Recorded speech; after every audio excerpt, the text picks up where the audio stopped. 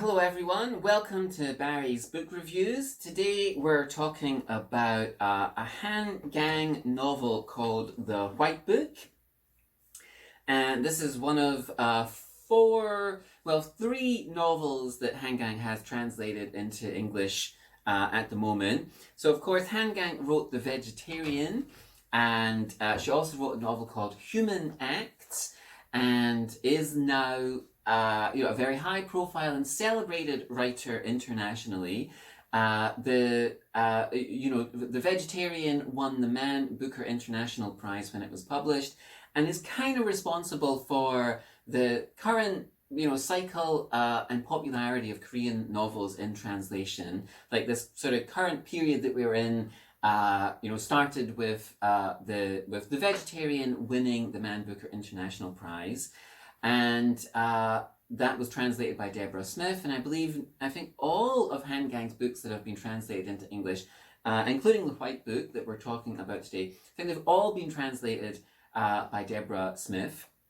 The Vegetarian, the translation of The Vegetarian did become a little controversial after it won the Man Booker International Prize, because people said that the text had been changed quite significantly, and it sort of kicked off this debate within translation and so on. But that's not what we're talking about today. So anyway, Han Kang is, of course, now she's a very high profile, very celebrated writer here in Korea and internationally. And actually, The White Book was also nominated for the Man Booker International Prize. So in 2018, I think it was 2018, The White Book was on the short list for the Man Booker International Prize, along with novels from France and Iraq and Poland and so on.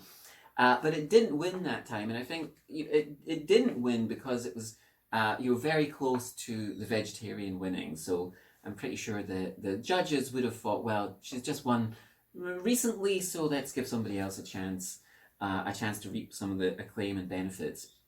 So anyway, this novel, it's actually difficult to summarize this novel. It's not a novel that I think most people will think of in a traditional sense. It's an experimental novel. It's part memoir, so it's about her mother and her sister. It's also, in a way, it's a tribute to a foreign city, to the Polish capital, Warsaw. At times it reads like poetry. And it's also a celebration of the color white, or a celebration of whiteness. And as far as I'm aware, this is the first time, or at least, in The Vegetarian, she's not drawing directly on autobiographical elements, but in this book, she is, absolutely drawing on elements of her personal biography. And so this book, it's telling the story of her sister who died, when shortly after she was born, and what would have happened if this older sister had lived. And there's no plot or characters in the typical sense. The opening section of the book, it describes her mother giving birth prematurely. She's unable to reach a hospital or a doctor or any kind of emergency facility. She can't contact her husband, and as she cradles this newborn baby in her arms, her mother whispers to this baby, this newly born baby, prematurely born baby, urging it to stay alive. Don't die, just don't die. And Kang said that when she was writing this book, she imagined her prematurely dead older sister had lived and visited the city, visited Warsaw in her place. And we have sections of the book are written from the point of view of I, which follow a narrator who is sort of contemplating and considering the color white and also describing her sister's passing. And then we have sections of the novel written as she, imagining the sister's life. And we have some subsections, describing what the sister might have done, things that could possibly have happened to the sister had she lived into adulthood. So like having an X-ray or finding a pebble or making friends with a dog and things like this. And at one point, the narrator says to this now long gone sister, "If you had lived beyond those first few hours, I would not be living now." So, like I said, it's a very experimental novel. It doesn't have a typical narrative. Somewhere between poetry, memoir, a lyrical essay, or like prayers at times, like some kind of prayer book. Lots of the chapters are less than 1 page long. For example, there's one chapter which is just a couple of sentences, and it's "Now I will give you white things. What is white? Though may yet be sullied, only white things will I give." And the book opens with a list of white things, salt, snow, laughing whitely, some kind of obscure things like that, and it seems to be this hope that this list of white things will in some way be transformative, somehow or other. So we have these short consecutive chapters named things like blizzard, ashes, salt, and they deal with the form of things, the shape of things, the feel of things, the texture of things. Are they hard? Are they soft? Are they ephemeral? And so on. Very, very unusual approach. And then there's, the sort of focus at times on objects. So we have, lace curtains at one point, a sort of meditation on a falling handkerchief.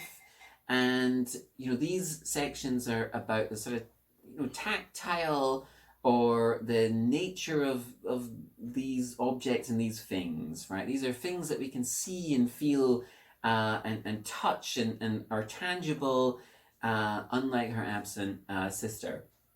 So, and these sections are very, very abstract. And Han Kang said that she was inspired to write this book by the time that she spent living in Warsaw, and that definitely comes through in the novel.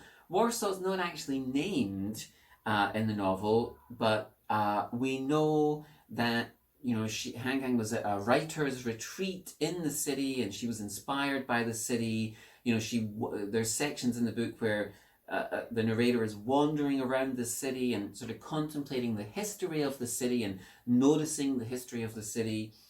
And at the same time, the narrator is considering the city that she left home for, so the city back in Korea, and then she's also considering what happened to Warsaw after World War II, and she sort of connects the loss that people felt, that survivors of the war felt in Warsaw, with the voices of their loved ones still sort of in their minds and in their memories, to this idea, or her curiosity and her feeling of loss of not knowing this older sister that passed away as a child, and wondering what would have happened if those people who had died in the war or her sister, had they lived, what would their unlived future lives have been like? What experiences would they have had?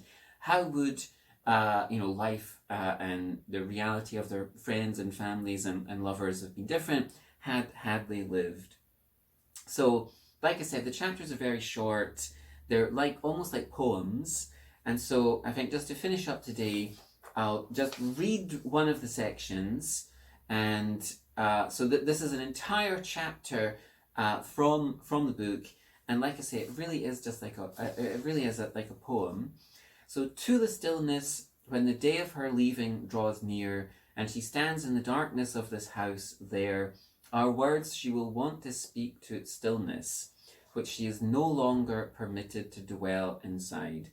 When the night that had seemed without end is over, and the northeastern window is a swatch of deep blue twilight, when the sky then brightens to ultramarine, and the clear bones of poplars are slowly outlined, there will be something she wants to say to the stillness in the early hours of Sunday morning, when the building's other inhabitants have yet to stir. Please, a little longer like this, to give it time to wash me clean." So really, quite quite beautiful and poignant. Lots of the chapters are like that, and it isn't a book that takes a long time to read, but it's certainly a book that sort of occupied my thoughts for quite a long time. And it's a book that's easy to return to and sort of sample these sort of short chapters. So anyway, today's review was The White Book by Han Kang, and again translated by Deborah Smith, and it's a strong recommendation from me. So please let me know if you've read The White Book and you enjoyed it, and I'll see you in the next episode. So take care.